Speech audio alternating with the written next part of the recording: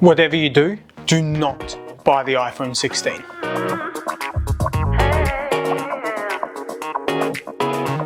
What is going on, everyone? Jordan here, back with another video. I know that I said this video would be out like 3 days ago, but it wouldn't be a Jordan video if it came out on time. Bit of a self-burn right there. So Apple held their annual September iPhone event the other day, introducing new watches, AirPods, and the iPhone 16 lineup. I've not watched anybody else's videos yet, not iJustine, not MKBHD, not Mr. Who's the Boss, and I've not read any articles yet before uploading this video. What I end up talking about are the facts, the specs, and my opinion on those. So, let's get straight into it. Originally, rumors for the 10th gen Apple Watch was that it was going to be a major redesign. Turns out those rumors were not completely true. We did get a new design with some more rounded corners, which I'm not the biggest fan of. We did get a display that's now 30% larger than Series 9, and it's now also 40% brighter. Apple did redesign the internals to allow the watch to be lighter and thinner, and it's now 9.7 millimeters thin. Along with all of this, Apple is bringing back some popular colors. Returning is rose gold and a color that we have not seen since iPhone 7, the jet black. I absolutely love the jet black, but if it's anything like iPhone 7's, it will scratch way too easily. Along with the standard yearly increases in speed and battery, Apple has also replaced the stainless steel option with titanium. The new Series 10 watches start at $399 US for Wi-Fi and $499 US for Wi-Fi plus cellular. Now, there was a slight update to the Apple Watch Ultra, which is now coming in a satin black that looks sick. I absolutely love that color. Something else that I would love is you smashing that subscribe button. We are setting a goal for 100 subscribers by the end of 2024. And if you do choose to subscribe, I'd appreciate you, truly. Apple has introduced some new baseline AirPods. The new 4th gen AirPods borrow some features from AirPods Pro, including active noise cancellation, transparency mode, along with adaptive audio with conversation awareness. These new 4th gen AirPods also have a speaker in the case, allowing you to find them via the Find network.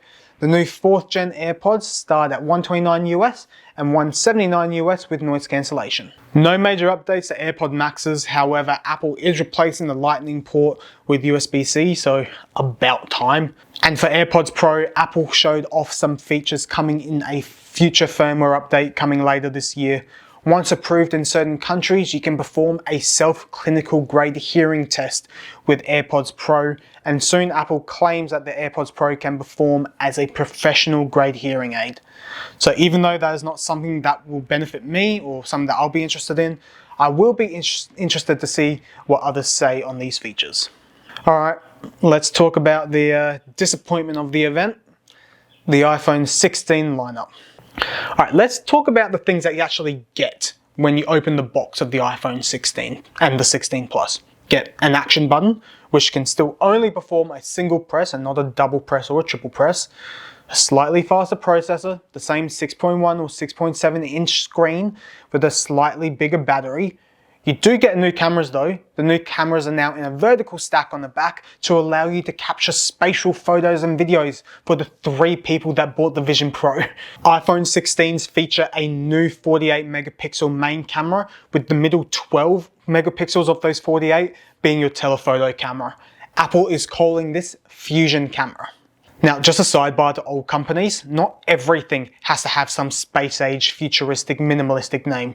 Just say it how it is, especially when it comes to colors. Space black, slate gray, onyx, hazel, snow. Just say the goddamn color for how it is. Black, gray, green, white, blue. Sorry, I got a bit triggered there. iPhone 16 also has a 12 megapixel ultra wide camera. Now, the biggest hardware update to the iPhone 16 lineup is the dedicated camera button located just below the power button. A quick press takes you straight into the camera app, and the new capacitive button allows you to scroll to different cameras or different camera controls within the camera app. The button also has haptic feedback with multiple press levels, so you can click it with multiple press levels. And there will be an SDK available for developers to build that into third-party apps. Now the iPhone 16 and 16 Plus are available in 5 different colors, with both sizes having a baseline storage of 128 gigs, with iPhone 16 starting at $799 US and iPhone 16 Plus starting at $899 US. That's pretty much it for iPhone 16. Now let's talk about the things that you actually get when you open the box of the iPhone 16 Pro and Pro Max. Slightly bigger screens in the same body, 6.3 inches for the Pro and 6.9 inches for the Pro Max, which allow for the thinnest bezels ever in an Apple product, a slightly faster A18 processor, a new 48 megapixel ultra wide, a 12 megapixel 5x telephoto, and a new 48 megapixel fusion camera. You get a slightly better battery and the same dedicated camera button as found on the iPhone 16. 16 Pros also come in a new desert titanium color.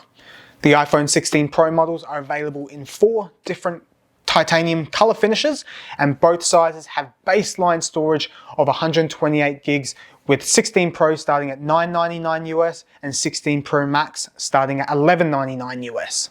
Now let's talk about what was announced alongside the iPhone 16 lineup, but you won't be getting just yet. Apple Intelligence. Apple spent quite a while talking about how these phones can run Apple Intelligence.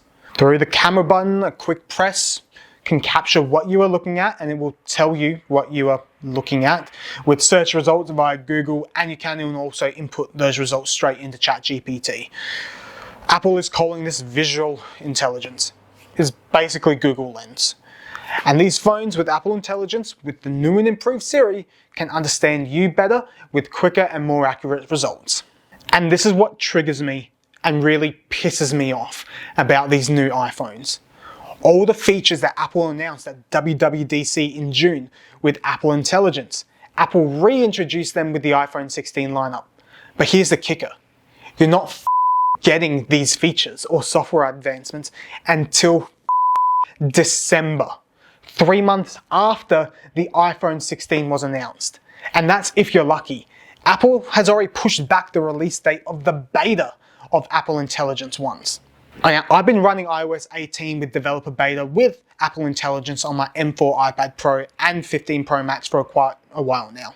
I like it, but Apple has got a lot of work to do to get it ready.